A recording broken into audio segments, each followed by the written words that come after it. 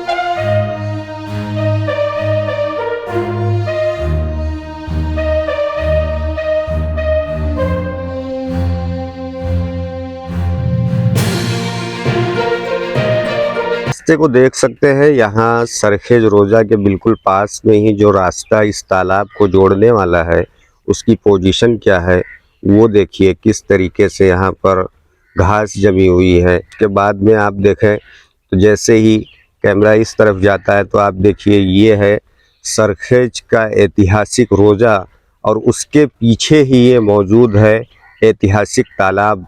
एक वक्त ऐसा था जब इस तालाब में पानी भरे होते थे और लोग यहाँ पर मनोरंजन करने के लिए आते थे, लेकिन आज ये तालाब बिल्कुल सूखा पड़ा हुआ है। आप तस्वीरों में देख सकते हैं कि तालाब में बरसात का पानी है या फिर गटर का पानी है, इसका भी अंदाज़ा नहीं लगाया जा सकता है। और दूसरी तरफ ये जगह अभी इस पोजीशन पे है, लेकिन गर्मियों में ये बिल्कुल सूख जाता है और यहाँ पर जो स्थानिक लोग हैं वो क्रिकेट मैच खेलते हैं और दूसरी एक्टिविटी करते हैं।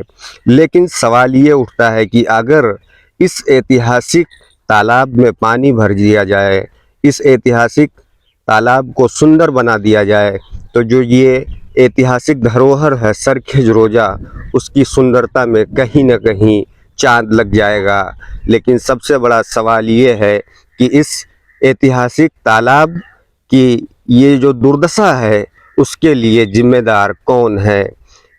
आप तस्वीरों में देख सकते हैं कि राजा और रानी के महल भी यहाँ पर है। उस वक्त जब यहाँ पर राजा और महाराजा अहमद शाह बादशाह का दौर हुआ करता था तो राजा महाराजा रानियाँ यहाँ पर रहती थी और इस ऐतिहासिक तालाब के अंदर पानी भरा होता था और इसका सुंदर दृश्य वो लोग देखा करते थे। लेकिन आज ये पोजीशन है कि तालाब बिल्कुल सूख गया है और उसकी वजह से कहीं ना कहीं इसकी सुंदरता में जो चार चांद लगना चाहिए वो नहीं लग पा रहा है। सीढ़ियां हैं, इन सीढ़ियों की भी देखरेख नहीं की जा रही है। आप देख सकते हैं कि सीढ़ियों पर चारों तरफ गंदगी पड़ी हुई है, घास जम गए हैं और इसकी जिस तरीके से देखरेख की जानी चाहिए वो नहीं हो पा रही है। जो घास जम गई है इसकी वजह से इन सीढ़ियों को भी भारी नुकसान हो रहा है। अगर इसकी सही तरीके से देखरेख नहीं की गई तो आने वाले दिनों में ये जो धरोहर है वो धरोहर मिट जाएगा और लोग इस ऐतिहासिक रोजे के बारे में नहीं जान पाएंगे। गुजरात के विकास को पूरे देश के विकास का मॉडल बताया गया था और उसकी वजह से प्रधानमंत्री नरेंद्र मोदी दिल्ली की सत्ता पर पहुंच गए। लेकिन गुजरात का विकास जैसे ही मुस्लिमों के इलाके में आता है, कहीं ना कहीं वो विकास लूला लंगड़ा और कमज़ोर हो जाता है। ऐसा इसलिए कहना पड़ रहा है कि जिस ऐतिहासिक जगह पर खड़े हैं वहाँ विकास का नामो निशान नज़र नहीं आ रहा है। ऐसे में सवाल ये उठता है कि इस ऐतिहासिक धरोहर के बदहाली के लिए जिम्मेदार कौन है। क्या सरकार इसको एक बार फिर से इसके नए रंग रूप को दे सकती है? क्योंकि सवाल इसलिए भी उठाना पड़ रहा है कि इसी तरीके से अहमदाबाद में काकरिया तालाब है, लेकिन उसमें हर दिन लाखों लोग जाते हैं, उसकी सुंदरता को देखते हैं।